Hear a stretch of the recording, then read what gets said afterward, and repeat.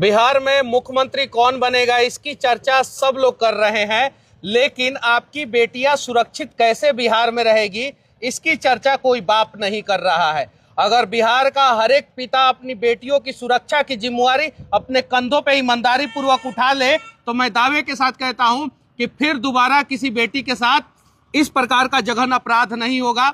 जो अपराध इनकी बेटी के साथ हुआ है, इनकी बेटी के साथ हुआ है। इंजीनियरिंग कॉलेज की छात्रा थी, बिहटा के एक कॉलेज में पढ़ाई करती थी, फाइनल ईयर में थी और अभी वो हमारे बीच में नहीं है। पीएमसीएच में पोस्टमार्टम हो रहा है। कल सुबह 8 बजे इन लोगों को पता चला कि इनकी बेटी के साथ गलत हो गया है और उसके बाद से कल से लेके आज अभी लगभग 1 बज चुका है। ये पूरे परिजन परेशान हैं और अपनी बेटी के कातिल को ढूंढने का प्रयास कर रहे हैं, क्योंकि प्रशासन तो ये काम नहीं कर रहा है। अगर प्रशासन कर रहा होता तो अभी तक अपराधी पकड़े गए होते। प्रशासन क्या कहेगा कि पीएमसीएच का फर्स्ट ओपिनियन के लिए हम लोग रुके हुए हैं, पीएमसीएच के ओपिनियन पे भरोसा नहीं है, हम एम्स में भेजेंगे। कहानी क्या है वो हमें नहीं पता। हम रेप नहीं कह सकते हैं, हत्या नहीं कह सकते हैं। परिजन से हम लोग पूछेंगे और परिजन ही बताएंगे कि कहानी क्या है। पिताजी हैं, माताजी हैं और कुछ शुभचिंतक परिवार के साथ खड़े हुए लोग हैं। नेहा है यहाँ पे और भी बहुत सारे लोग हैं। आपकी बेटी के साथ क्या हुआ और कब पता चला आपकी बेटी के साथ गलत हुआ है? बलात्कार हुआ है, नरेटिव सब खोल गया है। हाँ, और सब हाथ गोड़ अथी है, नाक में ब्लड आया है। हाँ, मुंह में ब्लड आयल है। हाँ, कपड़ा जैसे तैसे है। आप कैसे कह सकते हैं बलात्कार हुआ है? आपकी बेटी के साथ बलात्कार हुआ है कि नहीं हुआ है ये तो प्रशासन तय करेगा, ये तो पुलिस तय करेगा। पुलिस कह दिया नहीं हुआ है तो आपको मानना पड़ेगा नहीं हुआ है। जहानाबाद प्रकरण आप लोगों ने देखा कि नहीं देखा?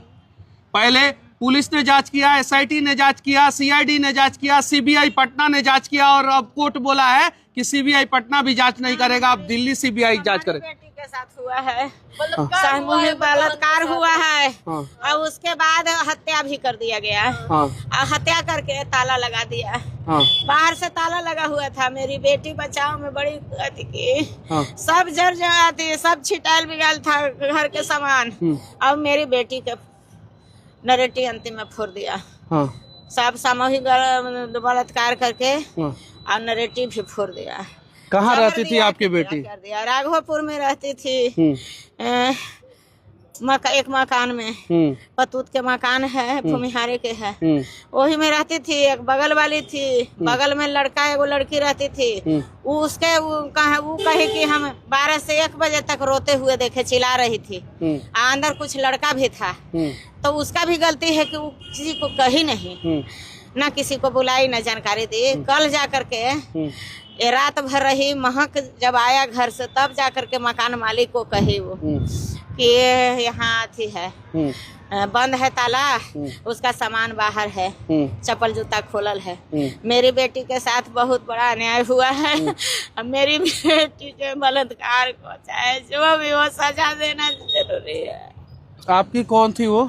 हमारी छोटी सिस्टर थी। हाँ, क्या हुआ है आपकी बहन के साथ? मेरी बहन के साथ बलात्कार हुआ है। आप ये कैसे कह सकती हैं कि आपकी बहन के साथ बलात्कार हुआ है? ताला खुला हुआ, खुला, अंदर गया तो कपड़ा ऐसे था, पूरा हाथ पूरा नोचायल था, पैंट एकदम पूरा थी था, एकदम उसका ब्लडिंग था, पूरा देह एकदम नोचायल था, उसका पूरा देह वैसी था, एकदम वैसे चिताने पर ले था, सब करिया हरिया, सब मुंह ना खोला था, एकदम ब्लड इतना फेंका है उसको ना, क्या कहे एकदम। प्लीज हमको इंसाफ दे दीजिए मेरी बहन को। आपको बहन के साथ ही गलत हुआ है।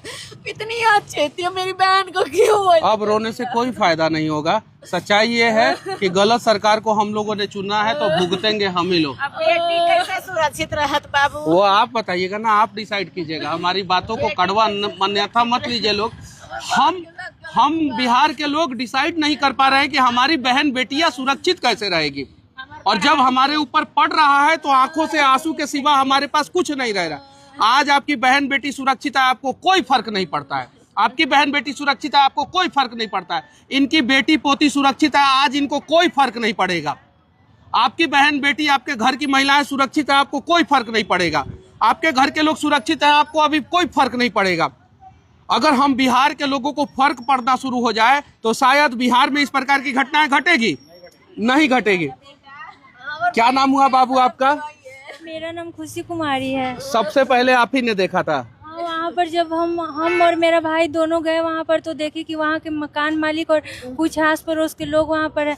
हमसे पूछे कि आप कौन है, तो हम बोले कि हम इनके रिलेटिव हैं। इनको क्या हुआ है, मतलब घर में कुछ हुआ है क्या? हाँ। तो बोले कि अंदर कोई लग रहा है कि है और बाहर से ताला लॉक है। हाँ। तो इसलिए हम लोग पुलिस को इन्फॉर्म किए हैं, तो आएगा तो ही गेट खुलेगा। तो बोले कि ठीक है आने दीजिए। तो हमारे जाने के बाद आधा घंटा बाद ही पुलिस वहाँ पर आई थी और फिर मेरी मम्मी भी वहाँ पर पहुँची। तो पुलिस बोला कि यहाँ किस घर के रिलेटिव्स कोई हैं तभी गेट खुलेगा। तो वीडियो बनाते हुए उन लोगों ने गेट खोला और उनको वैसे ही स्थिति में पाया गया।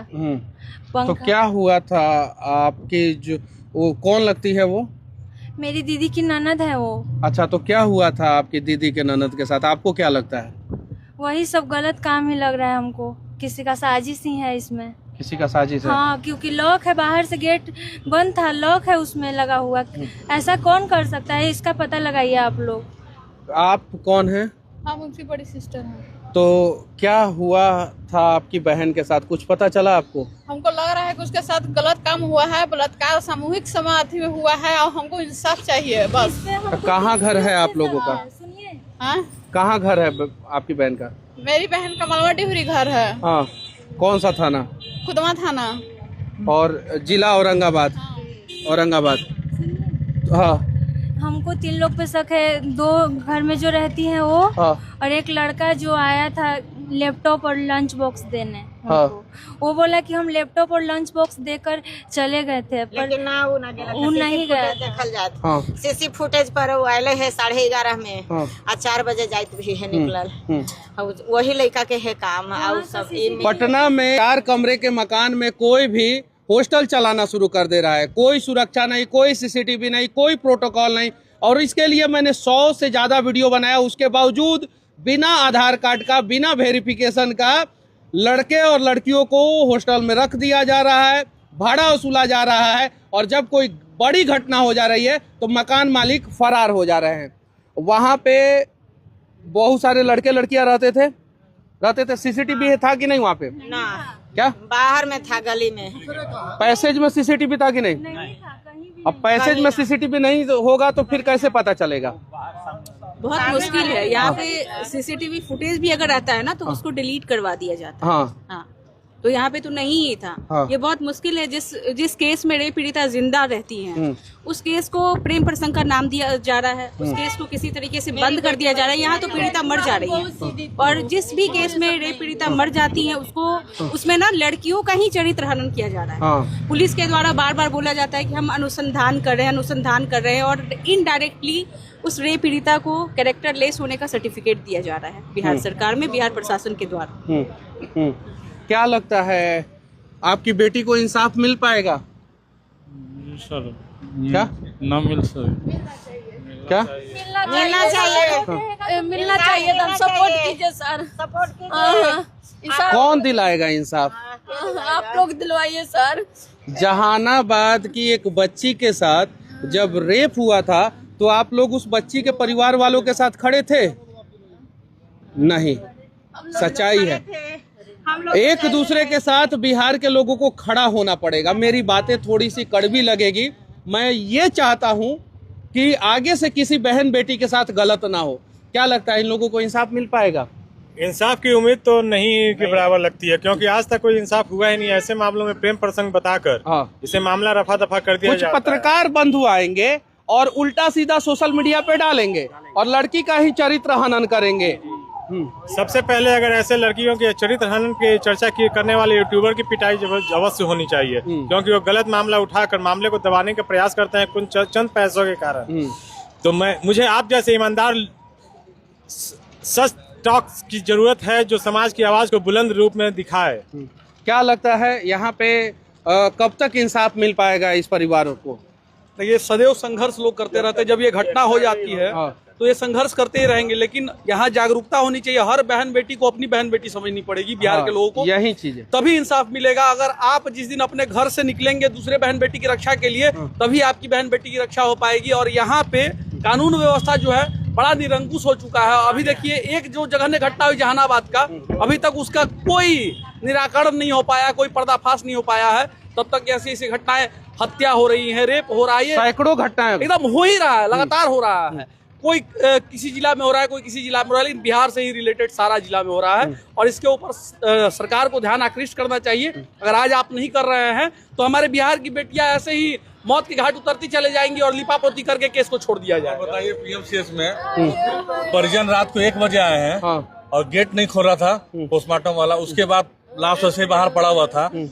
बिहटा से एक एम्बुलेंस नहीं मिला, दानापुर आया है लोग टेम्पो में लादकर, खुला हुआ टेम्पो में लादकर। एक बच्ची के साथ रेप होता है और बिहटा से उसको एम्बुलेंस तक नहीं मिलता है दानापुर आने में। और बिहटा के बारे में बोला जा रहा है कि सबसे हाईटेक सिटी बनाया जा रहा है, ग्रेटर पटना बनाया जा रहा है बिहटा, और वहां से दानापुर आने के लिए रेप पीड़ित जिसकी हत्या हो गई है, जैसा कि परिजन बता रहे हैं, हम नहीं बता रहे हैं, उसको एम्बुलेंस तक नसीब नहीं होता है। और उसके बाद से क्या हुआ?